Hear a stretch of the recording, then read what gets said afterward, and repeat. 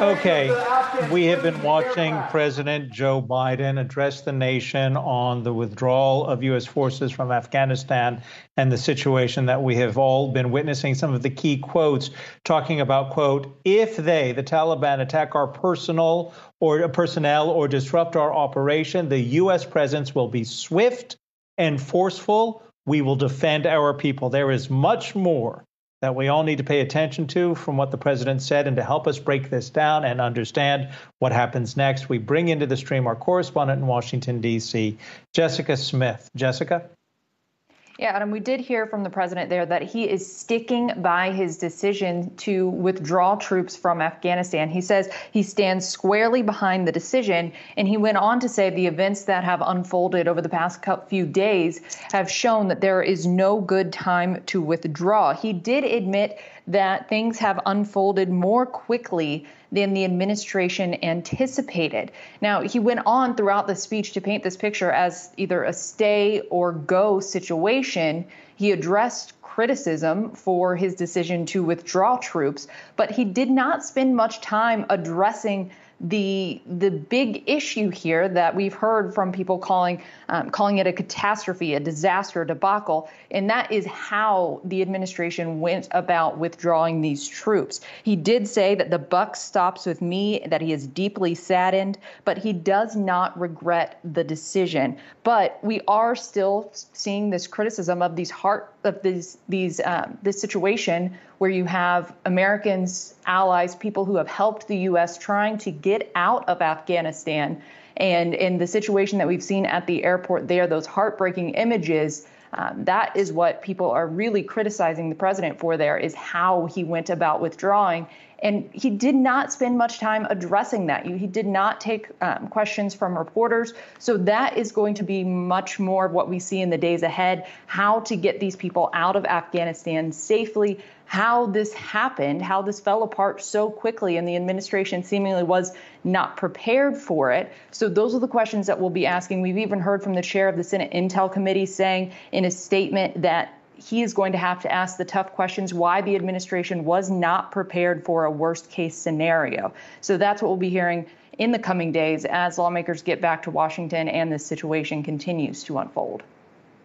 Jessica, we're going to continue to break this down in real time with Katherine Zimmerman, American Enterprise Institute Fellow, as well as our Editor-in-Chief, Andy Serwer. And Andy, I'm going to go to you first on this because there was something the president said at the beginning. It was, quote, talking about vital interests other than Afghanistan. The exact quote is significant vital interests in the world we cannot ignore. What are your thoughts about where the president is taking the country with this speech? Well, I think there are a couple of important points to remember here. First of all, this is a rare place where Joe Biden and Donald Trump were on the same page. They didn't agree about which month to withdraw, but they did agree that troops should leave Afghanistan. I think this was a major intelligence failure on the part of our security apparatus and the military, that they didn't anticipate how quickly the government would fall and that they would actually flee the country.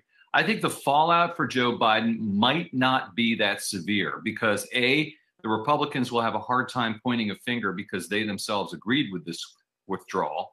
Also, if there is not a situation like Iran where the Americans do get out safely, like Vietnam, then I think that this will go away rather quickly because Americans support leaving Afghanistan.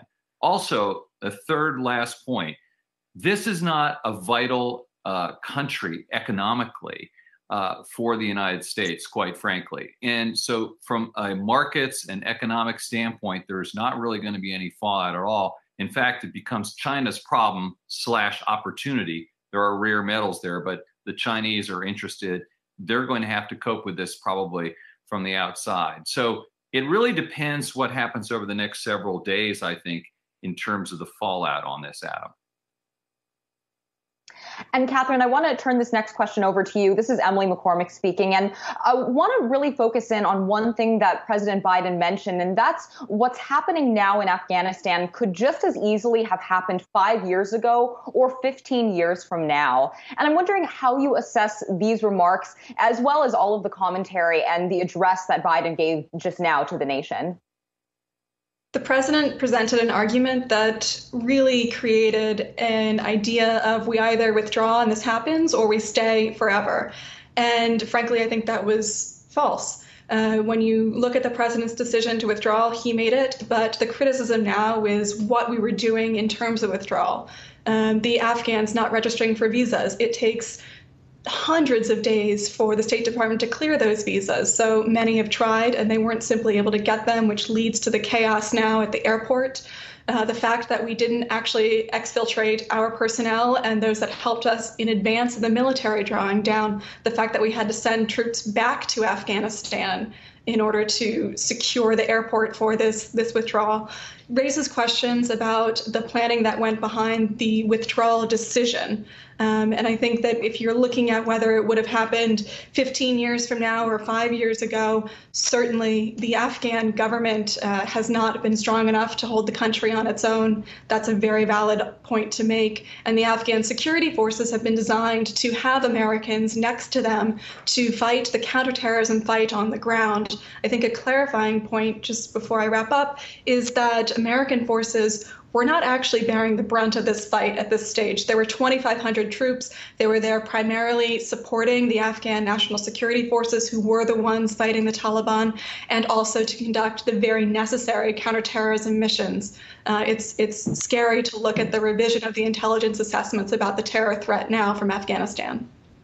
Andy, given what Katherine's just pointed out, and the president, it almost, my words, not the president's, sounded as if he was blaming the Afghans for this situation when he said that the Afghan government asked the U.S. not to mobilize quickly, quote, triggering a crisis of confidence. How's that going to play across our country? Yeah, I mean, again, Adam, it depends how much people care. I mean, there's no doubt, I agree with Katherine. I mean, it was handled badly. As I said before, the intelligence was rotten. The assessment was rotten. It wasn't handled. I mean, you could point fingers like the president did and say, oh, they didn't let us do this, or it takes a lot of time. But, you know, there is probably an orderly way to leave. Although, you know, our most recent experience was Vietnam, and it certainly wasn't orderly either.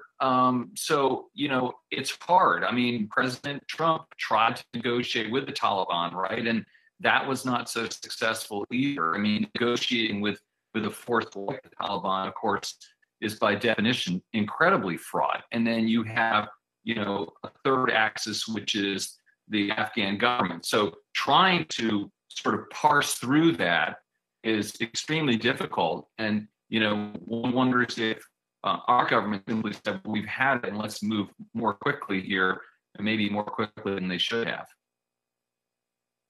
Katherine, where do you think we go from here? Because President Biden talked a bit about the current mission, authorizing 6,000 U.S. troops to deploy to Afghanistan to assist in that evacuation of the U.S. embassy and allies. And I'm wondering, what do you see as being these next steps, or what should we really be looking for from the administration now? My fear is that once we have the Americans out of Afghanistan and are able to control the imagery coming out of Afghanistan, that we leave. And that would be a huge mistake. It leaves our partners that have helped us at great risk from the Taliban, who have offered apparently to allow safe passage for anyone to leave. But once the Americans are gone, I think that guarantee is gone as well. And of course, the bigger concern is whether there is international recognition of the Taliban government. That would fundamentally erase the efforts that we've tried to make over the past 20 years to have a democratic government ruling and representative government ruling Afghanistan. Katherine, quick question for you. When the president talked about vital interests elsewhere in the world, he went through the terrorist problems in different countries. But another thing that was talked about during the Trump administration and this administration was China and the need for U.S. forces to be prepared for possibilities in China and elsewhere. I don't want to get into Taiwan, but is that what really is going on here? One of our largest trading partners is we're getting ready for a confrontation with them? Part of it is certainly preparing for this competition with China, and it's not a secret that the U.S. military has focused too much on counterterrorism.